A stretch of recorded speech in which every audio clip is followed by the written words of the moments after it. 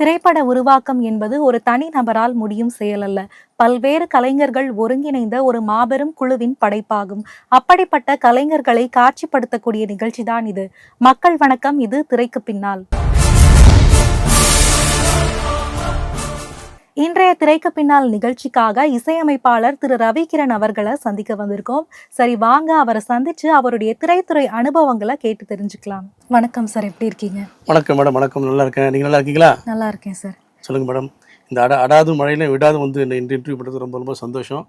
சொல்லுங்கள் மேடம். இப்போ இசை அப்படிங்கிற ஒரு விஷயம் எடுத்துக்கிட்டோம்னா மனிதர்களோட எல்லா உணர்வுகளையுமே வெளிப்படுத்தக்கூடிய ஒரு தூண்டுகோலாக இருக்குது. கண்டிப்பாக இசையால் அழ வைக்கவும் சிரிக்க வைக்கவும் இந்த மாதிரி நிறைய விஷயங்களை செய்ய வைக்க முடியும். அப்படிப்பட்ட இசைத்துறையில் இருக்கிறத பற்றி நீங்கள் எப்படி ஃபீல் பண்ணுறீங்க, எப்படி உணர்றீங்க? இசைத்துறையில் இருக்கிறது ரொம்ப ரொம்ப சந்தோஷப்படுறேன் மேடம் நான். ஏன்னா வந்து கலைன்றது வந்து என்ன சொல்கிறேன்னா, கலைன்றது எல்லாருக்குமே கிடைச்சிடாது. ஒரு டாக்டர் ஆகலாம், ஒரு இன்ஜினியர் ஆகலாம், இல்லை ஒரு ஐஏஎஸ் ஆகலாம், எது ஒன்று ஆகலாம். நான் கலையை வந்து விருப்பப்பட்டால் தான் கலைக்கிட்டே மக்கள் நம்மக்கிட்ட வருமே தவிர மற்றபடி யாரும் தானாக வந்து சேர்ந்துடாது. இப்போ சொல்லப்போனால் இப்போ பெரிய ஒரு நடிகர் இருப்பாங்க, அவங்களால பாட முடியாது.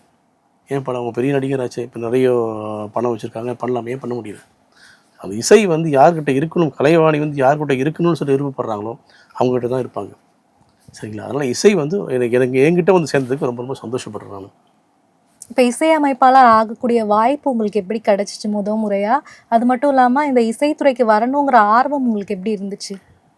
நான் பேசிக்காக வந்து நான் நடிகனாக ஆகணும்னு தான் வந்தேன். நான் 90s வந்து நடிகனாக ஆகணும் தான் வந்தேன் நான். அதுக்கப்புறம் அந்த இசைத்துறையில் வந்து கொஞ்சம் கொஞ்சமாக நான் ஒரு பாடல் 2 பாடல் ஸ்டேஜ் ஏறி பாடத்துக்கு வாய்ப்பு கேட்டு நான் வந்தேன். கொஞ்சம் கொஞ்சமாக பாட கற்றுக்கிட்டேன். அதுக்கப்புறமா அதன் மூலமாக இசையமைப்பாளரில் ஒரு ஒரு ஆல்பம் எனக்கு ஒரு வாய்ப்பு கிடைச்சிது. அதன் மூலமாக நான் வந்து ஒரு ஆல்பம் பண்ணேன்.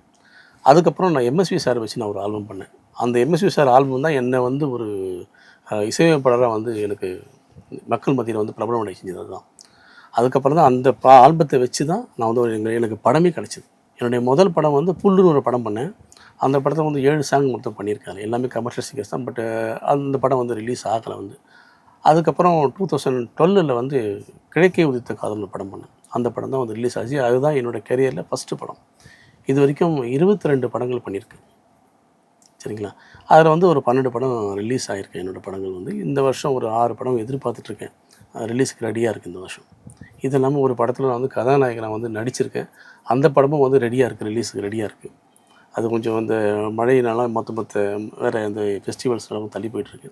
அதேமாதிரி 2026 ஃபஸ்ட்லேயே அந்த படம் வந்தாலும் வந்துடும். இப்போ நீங்கள் திரைத்துறையில் பணிபுரிய போகிறேன் அப்படின்னு சொன்னது உங்கள் வீட்டில் என்ன சொன்னாங்க? அவங்களோட ரியாக்ஷன் என்னவா இருந்துச்சு?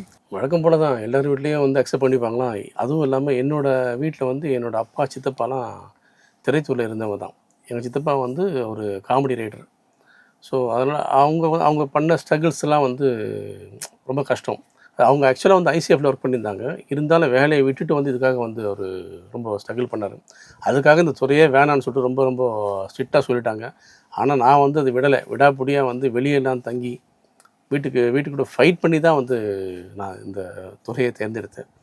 90s ரொம்ப ரொம்ப இந்த துறைக்கு வர்றது 90களில் வந்து ரொம்ப ரொம்ப கஷ்டம். இப்போ கொஞ்சம் 2010க்கு மேலே கொஞ்சம் ஈஸியாக இருக்குது. இப்போ யார் ஒன்றா வந்து டைரக்ட் பண்ணலாம், யார் ஒன்றா மியூசிக் டைரக்டர் ஆகலாம். இப்போ நான் வந்திருக்கேன் இல்லையா, அது மாதிரி வச்சுக்கலாம். யார் ஒன்றா மியூசிக் டைரக்டர் அது மாதிரி வந்துட்டாங்க இப்போ. ஆனால் அந்த பீரியடில் ரொம்ப ரொம்ப கஷ்டம். ஆக்சுவலாக நடிகனாக வந்ததுனால எவ்வளோ ஸ்ட்ரகிள் அனுபவிச்சு எனக்குன்னு தெரியும். அதனால் எங்கள் வீட்டில் வேணான்னு தான் சொன்னாங்க. இருந்தாலும் நான் விடுற மாதிரி இல்லை. நியர்லி 20 இயர்ஸ் ஆகிடுச்சு. இப்போ 22 படங்களை பண்ணியிருக்கேன் நான். பார்த்து எவ்வளோ கஷ்டப்பட்டுருப்பாங்க. 20 வருஷத்தில் 22 படங்கள்ன்றது வந்து ரொம்ப ரொம்ப கம்மி தான். இருந்தாலும் முயற்சியை கைவிடாமல் நாங்கள் போயிட்டுருக்கேன். நாங்கள் திரைத்துறையில் உங்களுடைய ஆரம்ப காலகட்ட சவால்கள் எப்படி இருந்துச்சு? என்ன மாதிரியான ஸ்ட்ரகிள்ஸ் எல்லாம் நீங்கள் ஃபேஸ் பண்ணீங்க? திரைத்துறையினாலே ஸ்ட்ரகிள்ஸ் தானம்மா. ஸ்ட்ரகிள்ஸ் இல்லாமல் திரைத்துறையே கிடையாது இல்லையா? அப்படி இருக்கும்போது நான் ஆக்சுவலாக வந்து முதல்ல நான் அதுக்கு லைட் மியூசிக்கில் பாடகர் அறிமுகமாக வந்து ஒரே ஒரு பாடல், ஒரு பாட்டுக்காக வந்து ரொம்ப ரொம்ப கஷ்டப்படுவோம். 3 மணிக்கெலாம் அந்த ஆர்கெஸ்ட்ரா கூட போய் நான் ட்ராவல் பண்ணுவோம். நைட்டு 9 மணிக்கு தான் வாய்ப்பு கொடுப்பாங்க. அது ஒரே ஒரு பாட்டு. அந்த பாட்டு எதுக்குன்னு சொன்னால் இன்னொன்று சிரிப்பீங்க. அங்கே வந்திருக்க கூட்டத்தை கலைக்கிறதுக்காக என்னை பாட வைப்பாங்க. அப்போ பார்த்துங்க எப்படி இருக்குன்ட்டு. அந்த அளவுக்கு அவமானங்களும் அசிங்கங்களும் பட்டு தான் வந்து வந்தேன். முதலாக ஒரு வாய்ப்பு கிடைச்சிது ஆல்பம் பண்ணுறதுக்கு. அந்த ஆல்பத்தில் கொஞ்சம் பேர் எடுத்தேன். அதுக்கப்புறம் எம்எஸ்வி சார் வச்சு நான் ஆல்பம் பண்ணேன். அதுவும் வந்து சாதாரணமாகலாம் இல்லை. ஏன்னா எம்எஸ்வி சார் ஒரு மிகப்பெரிய ஒரு ஜாம்பவான். அவர்கிட்டலாம் நம்ம நின்று பேச முடியுமா? அவ்வளோ பெரிய ஜாம்பவான். எனக்கு வந்து பாடுறாருன்றது வந்து எவ்வளோ பெரிய விஷயம். அவர் ஒத்துக்கல முதல்ல. தம்பி வந்து நான் புது இசையமைப்பாளர்களை பாடுறதில்ல, அதுவும் நீ யாருன்னே தெரியாது, மன்னிச்சுக்கப்பான்னு சொல்லி அனுப்பிச்சிட்டாரு. நான் இறங்கி கீழே வந்துட்டேன். அதுக்கப்புறம் அவர் என்ன நினச்சாரோ தெரியல, அவரோட டிரைவரை கூப்பிட்டு, அந்த தம்பியை கொஞ்சம் மேலே கூப்பிடுமான்னார். கூப்பிட்டு மேலே வந்தேன். மேலே வந்தோடனே, தம்பி நீ கம்போஸ் பண்ணி கொடு, எனக்கு பிடிச்சிருந்தா பாடுவேன், இல்லைனா பாட மாட்டேன், சரியா அப்படின்னாரு. அது போதுமே நமக்கு. சரி சந்தோஷமாக வெளியே வந்து அப்போல்லாம் வந்து ஒரு வாக்மேன், சின்ன வாக்மேன் வரும், அந்த வாக்மேனில் பாடி, நான் 2002 சொல்கிறேன், அந்த வாக்மேனில் பாடி எடுத்துன்னு போய் ஆல்பம் இந்த சாங்கை வந்து கொடுக்குறேன். சாங் கொடுத்தோன்னே அப்படியே லயன் மாதிரி அப்படியே உட்காந்துட்டுருக்காரு. நல்லா ஒயிட் அண்ட் ஒயிட் ஷர்ட்டு, அப்படி நல்லா ஒரு பட்டையை அடிச்சுட்டு, ஃபுல் ஏசி ரூம். அப்படியே அவர் எத்தனை டிகிரி சொல்ல முடியும், அவ்வளோ சில்னஸ் இருக்குது ஏசி ரூம். ஆனால் எனக்கு மட்டும் வேர்த்து போகுது. எனக்கு எதிர்க்க உட்காந்துட்டு இருக்குது யார், எம்எஸ்வி ஆச்சு, எப்படி இருக்கும் எனக்கு. பார்த்தோன்னே எனக்கு அப்படியே கண்ணெல்லாம் கலங்குது எனக்கு. அவரோட மேனேஜர் சந்துரு சார் இருந்தார். சந்துரு பாட்டை போடுங்க அப்படின்னாரு. அவர் பாட்டை போட என் கண்ணிலேருந்து தானாக தண்ணி வருது. பாட்டை வந்து நான் எழுதி கொடுத்த பாட்டை வந்து அவர் பாடுறாருன்னா எப்படி இருக்கும், அது எவ்வளோ கொடுப்பனை வேணும். பாடி முடித்தார். இப்போ பார்த்து முடிச்சுட்டு இன்றைக்கி ரெக்கார்டிங் வச்சுக்கலாம் சொன்னது தான் என் கண்ணிலேருந்து தண்ணி அப்படி கொட்டுச்சு எனக்கு. வந்து பாடினார். அதே மாதிரி வந்து அந்த ஆடியோ லான்ச் பண்ணேன். அதுக்கு வந்து பார்த்துட்டு ரொம்ப ரொம்ப சிறப்பாக பேசி கொடுத்துட்டு போனார். வந்து எனக்கு கே சங்கர் சார்கிட்ட வாய்ப்பு சொல்கிறேன்னு சொன்னார். ஆனால் நான் பயந்துட்டேன். ஏன்னா நான் அப்போ தான் என்ட்ரி ஆகிறேன். எனக்கு அவ்வளோ பெரிய டேரக்டர், அவ்வளோ பெரிய மியூசிக் டேரக்டர் ரெஃபர் பண்ணுறது வந்து ரொம்ப ரொம்ப பயந்துட்டேன். அதுக்கப்புறம் நான் அவரை ஃபாலோ பண்ணல, அவ்வளோதான். அது நான் பண்ண மிகப்பெரிய வாழ்க்கையில் மிகப்பெரிய பண்ண தப்பு தான். அதுக்கப்புறம் 2008 வந்து நான் படங்கள் பண்ண ஆரம்பித்தேன். முதல் படம் 2008 பண்ணேன். பட் அந்த படம் வந்து வரல. படம் வரல, அது சின்ன கம்பெனி வச்சுங்களேன். அந்த படம் ஃபுல்லாக முடிக்கல அவங்க. அதுக்கப்புறம் 2010, 12 இப்படி கொஞ்சம் கொஞ்சமாக தான் முயற்சி பண்ணி வந்துட்டுருக்கு. உங்களோட முதல் பாடல் வந்துட்டு எம்எஸ்வி ஐயா அவர்களுக்கு பண்ணியிருக்கீங்க. ஆமாம். இப்படி பண்ணும்போது வந்துட்டு நீங்கள் அந்த பாடலுக்கு வரிகள் எழுதியிருக்கீங்கன்னு நீங்கள் சொன்னீங்க. ஆமாம். இந்த மாதிரி நீங்கள் எந்தெந்த படங்களுக்கு அந்த பாடல்களுக்கு வரிகள் எழுதியிருக்கீங்க? நான் ஒரு 2-3 படங்கள் மட்டும் எழுதியிருக்கேம்மா. அதாவது நான் எழுதணும்னு எழுதுறதில்ல. மற்ற பாடலாசிரியர்களும் கவிஞர்களுக்கு வர வாய்ப்பு நம்ம தட்டி பறிக்கக்கூடாது இல்லைங்களா? ஸோ அது என்னென்னா, நம்ம வந்து இப்போ ஜென்ரலாக ஒரு டைரக்டருக்கு ஒரு தத்தகாரம் போட்டு காமிச்சா சில டேரக்டர் பல டேரக்டருக்கு வந்து புரிய மாட்டேங்குது. ஓகேங்களா? அது மாதிரி புரியாமல் இருக்கிறதுனால என்ன பண்ணுவேன், நான் சும்மா டம்மியாக சில வார்த்தைகளை போடுவோம். ஒரு வார்த்தைகளை போட்டு அவங்களுக்கு காமிப்பேன். அப்போ வந்து அவங்களுக்கு புரியும். அந்த மாதிரி வார்த்தைகளை போடும்போது சிலது நல்லாவே வார்த்தைகள் அமைஞ்சிடும். சார் இதுவே நல்லா தானே இருக்குது, நீங்கள் எதையும் வச்சுக்கூடாது. இல்லை சார் வேண்டாம், இல்லை இந்த வார்த்தை தான் இருக்குது, நீங்கள் எதுவும் கொடுக்காதீங்க, வேணாம் சார், வேறு யாரையும் கொடுக்காதீங்க. ஸோ அது மாதிரி எழுதியிருக்கேன். ஒரு 3 படத்தில் எழுதியிருக்கேன். இப்போ வந்து ஸ்ரீகாந்த் சார் படம் ஒன்று பண்ணிகிட்ருக்கேன். அந்த படத்துக்கு ஒரு பாட்டு நான் தான் எழுதினேன். ஆக்சுவலாக அதுவும் டம்மி வார்த்தை தான் போட்டு எழுதினேன். என்னொன்று இருக்கும் பெண்ணின்னு சொல்லிட்டு ஒரு பாட்டு. அந்த பாட்டு நான் வந்து எழுதுறதுக்கு நானும் ஸ்ரீகாந்த் சார் வச்சு எழுதிக்கலாம் சார் சொல்லிட்டு நான் சொன்னேன். இந்த பாட்டு அருமையாக இருக்குது, எதுவும் அந்த பாட்டை டிஸ்டர்ப் பண்ணாதீங்க, நல்லா இருக்குது சார், அந்த சுச்சுவேஷனுக்கு ஏற்ற வரிகள் இதுதான்னு சொல்லிட்டு ஒரு டைரக்டர் சொல்லிட்டார். வேறு வழியிலும் நானும் ஒத்துக்கிட்டேன். நான் இது வலுக்கட்டையும் நான் தான் எழுதி ஆவேன்னு சொல்லிட்டு அந்த மாதிரி வந்து அது மாதிரி எண்ணமே கிடையாது. இதன் மூலமாக ஒரு கவிஞர்கள் ஒரு பாடலாசிரியர் வெளியே வருது, ரொம்ப சந்தோஷம். மற்றவர்களுடைய வாய்ப்பு தான் தட்டி பறிக்க விரும்பலை. நமக்கு வர வாய்ப்புகள் வேறு வழி இல்லாமல் பண்ணுறது தான். இதேமாதிரி ஒரு பாடல் நான் பாடும்போது அப்படி தான் ஒரு ட்ராக் பாடினேன். இளையராஜா சார் வாய்ஸில் வந்து ஒரு ட்ராக் ஒன்று பாடினேன். அப்புறம் ஃபஸ்ட்டு படத்துக்கு பாடும்போது இந்த வாய்ஸுக்கு இந்த சாங்குக்கு ஒரு பேத்தா சாங், இந்த சாங்கு இந்த வாய்ஸ் நல்லா இருக்குது சார், நீங்கள் எதுவும் மாற்றாதீங்க தயவுசெய்து அப்படின்னு சொல்லிட்டேன். இல்லை சார் வேறு வாய்ஸ், நான் பாட சுமாராக தான் இருக்கும், வேறு வாய்ஸ் போட்டால் இன்னும் நல்லா இருக்குமேனாரு. இந்த வாய்ஸ் நல்லா இருக்குது, மாற்றாதீங்கன்னு சொல்லிட்டாங்க. இதான் எதாச்சியாக ஒரு வாய்ப்புகள் தான். நான் அந்த படமும் எதாச்சியாக தான் வந்தது. நான் ஒரு டைம் நம்ம போய் தேடிலாம் பிடிக்கல, எதாச்சியாக ஒரு நண்பர் மூலமாக வந்த படம் தான். இப்போ இசைன்னு எடுத்துக்கிட்டோன்னா இசையில் பல வகை இருக்குது. மெல்லிசை, துள்ளல் இசை, இந்த மாதிரி பல வகை இருக்கும்போது உங்களுக்கு எந்த ஜானர் ரொம்ப பிடிக்கும்? எனக்கு பிடிச்சது வந்து மெல்லிசை தாங்க. எல்லாருக்குமே மெல்லிசை தான் பிடிக்கும். அது என்ன கேட்குறீங்க? அதாவது நீங்கள் நைட்டில் வந்து ஒரு 12 மணிக்கு ஒரு 11 மணிக்கு தூங்கும்போது லைட்டாக மெலடி தான் வைப்போம். ஒரு ஜாஸ் மியூசிக் வச்சு ரேப் வச்சு நம்ம இப்போ கேட்போமா? உதாரணத்துக்கு என்னோடய வீட்டுக்கு, என்னோடய ஃப்ளாட்டுக்கு பக்கத்தில் ஒரு ஃப்ளாட், அங்கே ஒரு சின்ன கை குழந்தை. அந்த கை குழந்தைக்கு வந்து பாட்டு போடுறாங்க. எந்த பாட்டு? 1950s அந்த பாட்டை வந்து போடுறாங்க. அது இப்போ பிறந்த குழந்தை, அதுக்கே இப்போ புது பாட்டு போடக்கூடாது. நீலவண்ண கண்ணாவாட்டம்னு ஒரு பாட்டு. அந்த பாட்டு அந்த டைமில் ரொம்ப பெரிய நாயகி அம்மா பாடியிருக்காங்க. இப்போ ரீசெண்டாக தான் கூட இருந்தாங்க. அவங்களோட பாட்டை வந்து போடுறாங்க. ஏன்னா அந்த பாட்டு வந்து அந்த பாட்டை கேட்கும்போது அந்த குழந்தை வந்து தூங்குது நல்லா. அப்போ எது இசை சொல்லுங்கள்? மெலடி தான் எவர் கிரீனுங்க. எப்போ எப்படி வந்து காமெடி குடும்ப படங்களில் வந்து எப்போவுமே எவர் கிரீனோ அது மாதிரி வந்து மெலடி எவர் கிரீன். இப்போ வர ஜாஸு, ரேப்பு இதெல்லாம் எத்தனை நாளைக்கு கேட்பீங்க? இப்போ நானும் புதுமுக இசைமா படம் போயிட்டுருக்கு வச்சுங்க. எனக்கு மெலடி தான் பிடிக்கும். இது வரைக்கும் நான் ரேப் போட்டதே கிடையாது. எனக்கு போட விருப்பமும் இல்லை. ரேப்பும் போட மாட்டேன், கானா பாட்டும் போட மாட்டேன். கானாவுக்கு பதில் ஃபோக் கேட்குறீங்களா, ஃபோக் போட்டு தரேன். கானா போட மாட்டேன்னு நான் சொல்லிவிடுவேன். அது ஒரு ஒரு கோட்பாடாக கொள்கையாக நான் வச்சுட்டுருக்கேன் இது வரைக்கும் நான். உங்களுக்கு மிகவும் பிடித்த இசையமைப்பாளர்னா யாரு? அவங்கள பார்த்து நான் ரொம்ப வியந்திருக்கேன் அப்படின்னு சொல்லக்கூடிய அளவுக்கு இருக்கிற இசையமைப்பாளர் யாரு? நான் யார்கிட்ட முதல்ல போய் வாய்ப்பு கேட்டேன் சொல்லுங்க. எம்எஸ்வி. அப்போ எப்படி? அவரு தாங்க. அவர் மெலடி கிங் அவர். மெல்லிசை மன்னர்னு பட்டம் கொடுத்துருக்காங்க இல்லையா? அப்போ அவர் தானே. ஒரு இசையோட வேற ஒரு பரிமாணத்துக்கு கொண்டு வந்ததே அவர் தான். அதுக்கப்புறம் தான் ராஜா சார் வந்தார். அதை வச்சு மற்றவங்களும் வந்தாங்க. அப்போ அந்த காலகட்டத்துக்கு எம்கேடி காலகட்டத்தில் இருந்த இசையை வந்து ஒரு மாறி ஒரு மெல்லிசையாக கொண்டு வந்தார். அதுக்கு முன்னே ஃபுல் கிளாசிக்கல் தான் போயிருந்தாங்க. அதுக்கப்புறம் வந்து ட்ரெண்டை மாற்றினது அவர் தான். அதுக்கப்புறம் வந்து ராஜா சார் வந்து பேக்ரவுண்டு ஸ்கோரில் வச்சு அவர் மாற்றினார். அப்புறம் ஏஆர் ரஹ்மான் சார் வந்தார். அவர் வந்து என்ன பண்ணார், சவுண்டிங்கில் டிஃப்ரெண்ட் கொடுத்தாரு. ஒரு பரிமாணங்கள் தான் சரிங்களா. இப்போ இவர் தேவா சார் வந்தாலும் அவர் கானாவில் கொஞ்சம் ஃபேமஸ் பண்ணி அவர் பண்ணார். அவங்களுக்கு ஒரு தனிப்பட்ட திறமை. எங்களுக்கும் சில திறமைகள் இருக்குது. அதுக்கான வாய்ப்புகள் வரும்போது தான் நாங்கள் அதை நம்ம காமிக்க முடியும் இல்லையா. ஸோ இன்றைக்கி எனக்கு இப்போ ரொம்ப பிடிச்ச இசையமைப்பாளர் மெல்லிசை மன்னர் தான். அதுக்கு அவர் போடுற அதே பழைய மாதிரியே டியூன் போடுன்றதில்லை, எல்லாமே ராகங்கள் அடிப்படை தான் பண்ணுறோம். ஸோ என் பேசிக் அவர் தான். அவர் வந்து ஒரு நூலகம், லைப்ரரி. ஸோ வந்து நம்ம அதுலேருந்து நம்ம ஒரு குறிப்பிட்ட ஒரு புக்கை எடுத்து நம்ம படிக்கிறது தப்பு கிடையாது இல்லையா. எனக்கு வந்து அவர் தான் பிடிக்கும். எனக்கு குரு மாதிரி எனக்கு அவர். ஒரு படத்துக்கு பாடல்கள் எவ்வளோ முக்கியமோ அதே அளவுக்கு பின்னணி இசையும் முக்கியம். அப்படி நீங்க பின்னணி இசை அமைச்ச படங்களை பத்தி சொல்லுங்க. நான் பின்னணி இசை அமைச்ச படங்கள் வந்து அந்த இசைக்காகவே வந்து படங்கள் பார்த்துருக்காங்க எனக்கு. இப்போ ரீசெண்டாக ஒரு படம் ஒன்று பண்ணேன் நான். ஆக்சுவலாக அந்த படத்தோட இசையமைப்பாளர் வந்து வேறு ஒருத்தர். அதுக்கு முன்னாடி வந்து அவர் பண்ண இசைகள் வந்து அந்தளவுக்கு சரியில்லை. அதாவது படத்தோட ஒரு ஆக்ஷன் பிக்சருக்கான ரீரெக்கார்டிங்காக அதில் இல்லை. அதெல்லாம் என்ன பண்ணால் அந்த படத்தை வந்து ஆக்சுவலாக அந்த படத்தை வந்து அந்த ப்ரொடியூசர் வேணான்னு தூக்கி போட்டார். இல்லைங்க இது வேஸ்ட் பண்ண முடியாதுங்க, வேஸ்ட்டுங்கன்ட்டார். ஆனால் அந்த படத்தை வந்து நான் கையில் எடுத்து நான் பண்ணித்தரேன்னு சொல்லிட்டு பண்ணி ரீரெக்கார்டிங் பண்ணி அந்த படத்தோட கலரையும் மாற்றி இப்போ அந்த படம் வந்து ஒரு நல்ல ஒரு அமௌண்ட்டு வந்து பிஸ்னஸ் பேசிகிட்டு இருக்காங்க. அது கூடிய அடுத்த வாரங்கள் வந்து ஃபைனல் ஆகுது. இப்போ மழையின் காரணம் பண்ண முடியல, ஃபைனல் ஆகுது. ஸோ அந்தளவுக்கு வந்து ரீரெக்கார்டிங்கிறது வந்து ரொம்ப ரொம்ப முக்கியம். ஒரு படத்தோட உயிரோட்டமே அதுதான். பாடல்கள் வந்து இருந்தாலும் ஒரு படத்தோட அந்த அந்த எமோஷன்ஸை எடுத்து கொடுக்குறதே ரீரெக்கார்டிங் தான். ஒரு ஜுராசிக் பார்க் படம் வருது, சவுண்ட் இல்லாமல் நீங்கள் பார்க்க முடியுமா உங்களால்?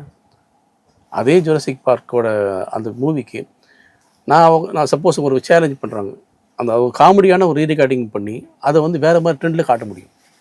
அதே ஜுராசிக் பார்க் படம் நீங்கள் பார்த்து பயந்து அதே படத்தை ரீரெக்கார்டிங் மூலமாக கண்டிப்பாக மாற்ற முடியும். சரிங்களா. ரீரெக்கார்டிங் அவ்வளோ முக்கியம். உலகத்தில் ஒவ்வொரு சவுண்டும் வந்து இசை தான். இசை இல்லாமல் எந்த ஒரு அணுவும் வேலை செய்யாது. வீட்டில் ஓடுற ஃபேனும் சரி, ஏசியும் சரி, வீட்டில் விசில் அடிக்கிற குக்கரும் சரி, மிக்சியும் சரி, எல்லாமே ஒரு நோட்டில் தான் அடக்கும். சரிங்களா. இசையே இல்லாமல் சில சவுண்டாக கேட்டுருப்பீங்க. நம்ம வந்து வீட்டில் இருப்போம், திடீர்னு ஒரு சவுண்டு க்ரீச்சுன்னு சவுண்டு வரும். உடனே காதை நம்ம பொத்திப்போம். 7 ஸ்வரங்களுக்கு இல்லாத ஒரு சவுண்ட் வரப்போது தான் நம்ம அதனால அதை நம்மளால் கண்ட்ரோல் பண்ண முடியாது. அப்போ தான் நம்ம காதை பொத்திப்போம். சரிங்களா. இந்த 7 ஸ்வரங்களுக்குள்ளே தான் எல்லாமே அடக்கும். அது இல்லாமல் வெளியே வர சவுண்டு தான் நம்மளால் வந்து சகிக்கவே முடியாது. ஸோ ரீரெக்கார்டிங்கிறது வந்து ரொம்ப ரொம்ப முக்கியமான ஒரு விஷயம். ஒரு பாடலை எடுத்துக்கும் போது இந்த பாடலுக்கு இந்த பாடகர் பாடினா எப்படி இருக்கும் அப்படிங்கிறத நீங்கள் எப்படி தேர்வு செய்கிறீங்க? அது காட்சி அமைப்போட தன்மை, படத்தோட தன்மை எப்படி இருக்குது அது ஒன்று. இன்னொன்று வந்து நம்ம சாங் கம்போஸ் பண்ணும்போதும் சரி, அவர் டியூன் இது சொல்லும்போதும் சரி, ஸ்விட்சு சொல்லும்போது யாருன்றது முடிவு பண்ண முடியாது. சாங் எப்படி வருதுன்றதை பார்ப்போம். சாங் நல்லா இந்த சாங்கை இவங்க பாடினா தான் நல்லா இருக்குன்றது ஒரு ஐடியா நம்ம சொல்லுவோம். டைரக்டர் சொல்லுவோம் இதுதான்ட்டு. அது இல்லாமல் ஹீரோ பார்ப்போம். ஹீரோ வந்து ரொம்ப பில்டப்பாக இருந்தார்னா அவருக்கு வந்து ரொம்ப மெல்லிசான வாய்ஸ்லாம் போட்டால் நல்லா இருக்காது. அதுக்கேற்ற மாதிரி கொஞ்சம் ஒரு சப்போஸ் சரத்குமார் சார்னா அதுக்கேற்ற மாதிரி ஒரு நல்ல கம்பீரமான குரலில் போட்டால் தான். ரொம்ப சின்ன குரல்லாம் போட்டால் ஒட்டாது வந்து. ஸோ அதுக்கு ஹீரோவுக்கு ஏற்ற மாதிரியும் சாங்கோட சுச்சுவேஷனுக்கு ஏற்ற மாதிரியும் தான் வந்து நாங்கள் போடுவோம். இப்போ நைட் எஃபெக்டில் சாங் ஒரு மெலடி போகுதுன்னா அதுக்கு வந்து மென்மையான வாய்ஸ் தான் போடுவோம். அங்கே வந்து ரொம்ப ஹெவியாக வந்து சப்போஸ் சும்மா சொல்கிறேன், அங்கே வந்து ஒரு மெலடிக்கு வந்து தேவா சார் வாய்ஸை போட்டு ஒவ்வொன்று கற்றுனா செட் ஆகுமா, நல்லா இருக்காது. அங்கே வந்து யேசுதா சார் வாய்ஸு, இப்போ அறிஞர் சார் வாய்ஸ், இது மாதிரி பண்ணால் தான் அந்த அந்த பாடல் வந்து முழுமை பெறும். சரிங்களா. நீங்கள் இசையமைத்த பாடல்களில் உங்களுக்கு ரொம்பவுமே மனதுக்கு நெருக்கமான பாடல் எது? அந்த பாடலை பாடி காமிக்க முடியுமா ஐயா? கண்டிப்பாக பாடலாம். இப்போது ரீசன்ட் நான் நடித்த படம் தான் அது. வடக்கு வாசலில் படத்தில் சின்ன சின்ன ஆசை ஒன்று, ஒரு மெலடி ஒன்று வந்து பண்ணியிருக்கேன். அது ரொம்ப நல்லாயிருக்கும். சின்ன சின்ன ஆசை ஒன்று நெஞ்சுக்குள்ள வந்ததென்று கொஞ்சி கொஞ்சி பேசி என்ன தாலாட்டுது. ஓ நெஞ்சு குழி ஓரம் என்ன சீராட்டுது. அடியே நீ கொஞ்சி பேசும் கிளியா இல்ல கொள்ள கொண்ட குயிலா, நித்தோ நித்தோ ஒன்ன எண்ணி கண்ணுக்குள்ள பாடுறேன்.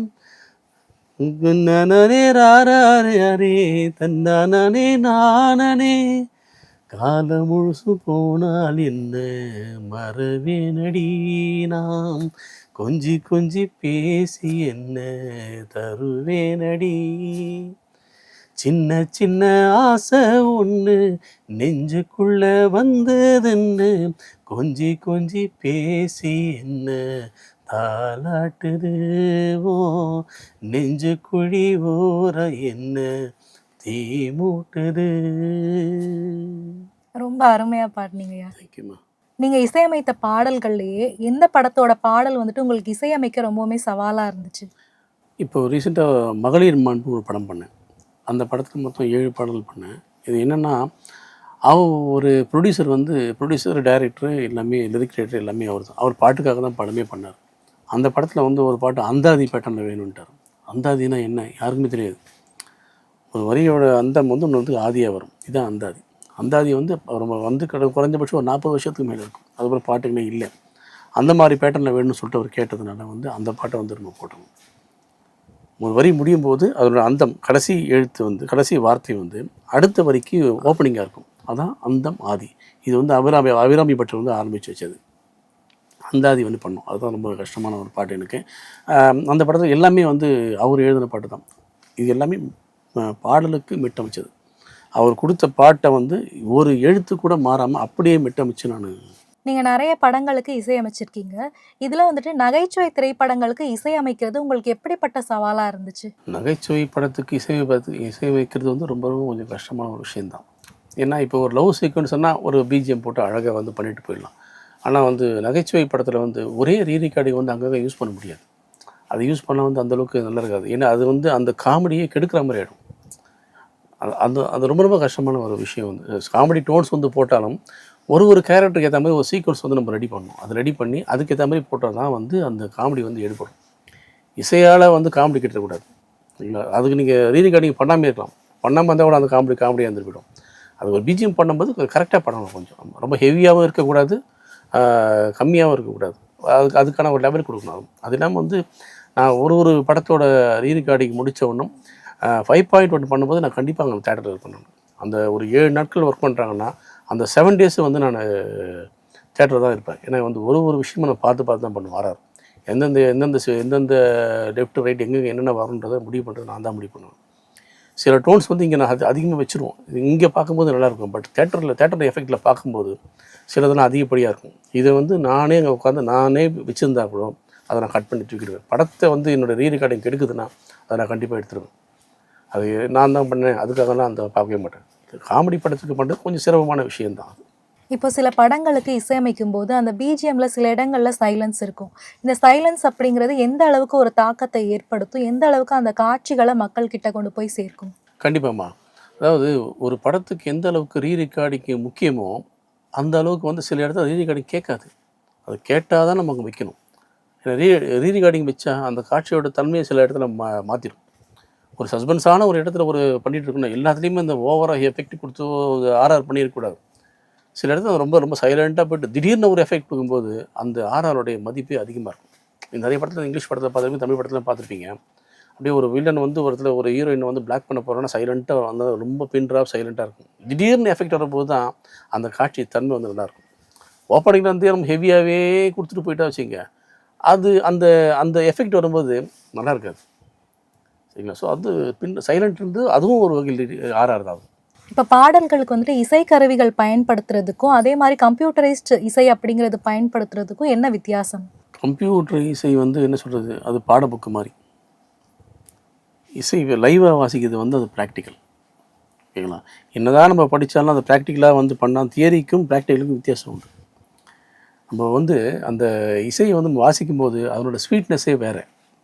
அவ்வளோ அழகாக இருக்கும். இப்போ எனக்கே வந்து லைவ் வந்து போட்டது எனக்கு ரொம்ப பிடிக்கும்.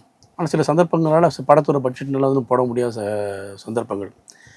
லைவ் மியூசிக் தான் ரொம்ப ரொம்ப நல்லதுமா எப்பயுமே.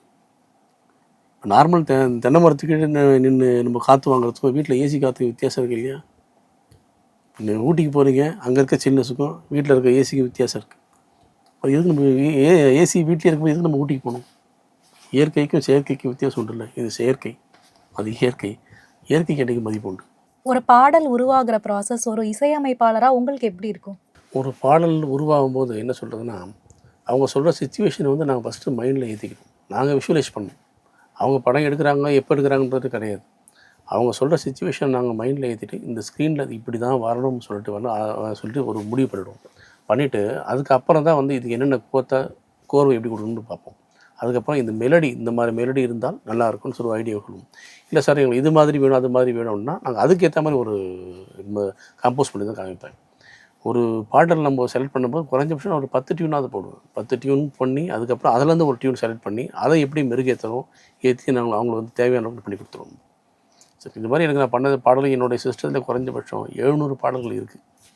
ஒரு படத்துக்கும் ஒரு பாட்டுக்கும் 10 டியூனாக பார்த்துக்கணும். ஒரு படத்தில் 5 பாட்டுனா குறைஞ்சபட்சம் 50 டியூன் போடுவோம். அவ்வளோ டியூன்ஸ் அதில் இருக்குது. ஆனால் இது வரைக்கும் அந்த டியூனும் நான் எடுத்து யூஸ் பண்ணுறதே கிடையாது. அது உள்ளே இருக்கும். இன்றைக்கி தான் தேவைப்பட்ட சில டைம் போர் அடிக்கும்போது நான் அதை போட்டு பார்ப்பேன். இதெல்லாம் நம்ம போட்ட டியூனா அப்படின்னு நான் யோசிக்கிற அளவுக்கு சில டியூனாக இருக்குது அதுலேயும்.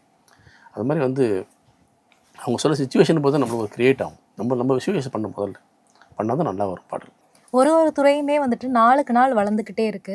சினிமா துறையை எடுத்துக்கும் போது நிறைய தொழில்நுட்பங்கள் அதில் வந்துடுச்சு. இப்படி இந்த தொழில்நுட்பங்களெல்லாம் தாண்டி உங்களை நீங்கள் எப்படி அப்டேட்டடாக வச்சுருக்கீங்க? இல்லை, கரண்டில் நிறைய விஷயங்கள் நாங்கள் கற்றுக்கிட்டே தான் இருக்கணும். இப்போ ஏஐலாம் வந்துடுச்சு. இப்போ சில பேர் வந்து ஏஐயில் மியூசிக் பண்ணுறேன்றாங்க. அது எந்த அளவுக்கு சாத்தியம்ன்றது வந்து நான் இது வரைக்கும் ஏஐ யூஸ் பண்ணுறது கிடையாது. எப்பவுமே நம்ம மேனுவலில் தான் நான் டைப் பண்ணி பண்ணுறது. ஏன்னா சில விஷயங்கள் ஏஐயில் வந்து செட் ஆகாது. எல்லாத்தையுமே ஏஐயில் பண்ண முடியாது இல்லையா? ஸோ அப்டேஷன் அவங்க இருக்கிறாங்க. பட் நம்ம அதுக்கு ஃபாலோ பண்ண அவசியம் இல்லை. கதைக்கு என்ன தேவையோ அதுதான் நம்ம பண்ண முடியும். ஸோ இந்த கதைக்கு வந்து இந்த சிச்சுவேஷன் டைரக்டர், அதாவது ஒரு படத்தோட கேப்டன் வந்து டைரக்டர் தான். அவர் எனக்கு இது மாதிரி தாங்க வேணும் அப்படின்னு சொல்லும்போது நம்ம அதை தான் கொடுக்கணும். அதை விட நீங்கள் இப்படி பண்ணுங்க அப்படி பண்ணுங்க சொல்லிட்டு அதிக பசிக்குத்தனமோ மேதாவித்தனமோ பேசக்கூடாது. ஏன்னா அவருக்கு கதையை எந்த அளவுக்கு ஒரு உணர்வுபூர்வமாக யோசிக்கிறாருன்றது அவருக்கு தான் தெரியும். ஸோ அவருக்கு என்ன கேட்குறோம் நம்ம அதை தான் கொடுக்க முடியும். அப்டேஷன் நாங்கள் இருந்தாலும் டைரக்டரோட பாயிண்ட் ஆஃப் வியூ என்னவோ அதை நாங்கள் பண்ணணும். நாங்கள் வருங்காலத்தில் எந்த மாதிரியான கதைக்களம் கொண்ட படங்களுக்கு இசையமைக்கணும் அப்படின்னு ஆசைப்படுறீங்க சார்? அதாவது இப்போ கதைக்களம் எந்த மாதிரி படத்துக்கு இசை நம்ம முடிவு பண்ணுறதில்ல. அவங்க என்ன கொண்டு வராங்களோ அது மாதிரி நம்ம பண்ணுறது. எனக்கு வந்து இசை சம்மந்தப்பட்டமாக ஒரு கதைக்களத்துக்கு பண்ண ரொம்ப நாள் ஆசை. சில ஜேனர்லாம் வச்சுருக்கேன். இது வரைக்கும் ராஜா சார் பண்ணியிருக்காரு. ஒரு டிஃப்ரெண்ட்டான ஒரு பேட்டர்ன்ஸ்லாம் வந்து நான் வச்சுருக்கேன். பட் அதுக்கான வாய்ப்புகள் வரணும். வந்தால் தான் அதை பண்ண முடியும். அது சாதாரணமாக பண்ணிட்டா வந்து நம்ம என்ன பண்ணுறோன்றது தெரியாது. அதை எக்ஸ்போஸ் பண்ணுறதுக்கு கரெக்டான ஒரு பிளாட்ஃபார்ம் இருந்தால் தான் நம்ம அதை பண்ணும்போது நல்லாயிருக்கும். ஸோ இசை சம்மந்தப்பட்ட ஒரு கதைக்களம் கிடைச்சா ரொம்ப சந்தோஷப்படுவேன். மற்றபடி இன்னும் காமெடி பண்ணியிருக்கேன், ப்ளஸ் லவ் சீக்வன்ஸு, ஹாரர் பண்ணியிருக்கேன், எல்லாம் பண்ணியிருக்கேன். இது வந்தாலும் சந்தோஷமாக இருக்கும் எனக்கு. இப்போ நீங்கள் இசையமைக்கிறத தொடர்ந்து நடிக்கவும் செய்கிறதா சொல்லியிருந்தீங்க. ஆமாம். இப்போ இனிமே வந்துட்டு வருங்காலத்தில் இசையமைக்க மட்டும் செய்வீங்களா, இல்லாட்டி முழு நேர நடிகராக வாய்ப்புகள் இருக்கா? ஆடின காலம் பாடின வாயும் சும்மா இருக்கான்னு சொல்லுவாங்க இல்லையா? கேள்விப்பட்டிருக்கீங்களா? அது மாதிரி நான் முதல்ல வந்தது நடிக்க தான் வந்தேன். மெல்லிசை மட்டும் நடிக்க தான் வந்தார். பாரதிராஜா நடிக்க தான் வந்தார். எல்லாருமே நடிக்க தான் வந்தாங்க. அதுக்கப்புறம் காலத்தின் கோலம் வந்து ஒரு இயக்குனராகவும் இசையமைப்பாளராகவும் மாற்றிடுச்சு. சரிங்களா? நான் வந்து ஒரு நடிகனாக வரணும்னு, ஒரு காமெடி நடிகனாக வரணும்னு ஆசைப்பட்டு வந்தேன். ஆனால் வந்து இசையமைப்பாளராக மாறிட்டேன். அதுக்கப்புறம் இப்போ வந்து என் நண்பர்கள் மூலமாக ஒரு படத்தில் கதை நாயகனாக நான் நடிச்சிட்ருக்கேன். இன்னொரு படத்தில் வந்து காமெடி, முழுக்க காமெடியில் வந்து காமெடி ஹீரோ வந்து பண்ணுறோம். 3 பேர் நடிக்கிறோம் முதல்ல. ஸோ நடிப்பும் பண்ணுவேன், இசையும் பண்ணுவேன். தேவைப்பட்டால் 2ம் பண்ணுவேன். இல்லை இதுதான் வேணும்னா அது மட்டும் பண்ணிட்டு போவோம். எது வருதோ அதான் நம்ம எடுத்துக்க முடியும். இதுதான் வேணும்னு சொன்னோம்னா நம்ம இருக்கிற இடம் தெரியாமல் போயிடும். வரதை பயன்படுத்திக்கணும், அவ்வளோதான். ஆக மொத்தத்தில் கலைத்துறையில் இருக்கணும், அவ்வளோதான்.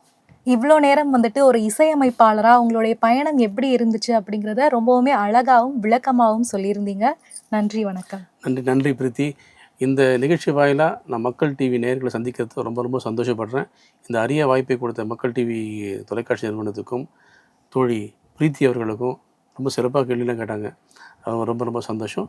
நன்றி, வணக்கம்.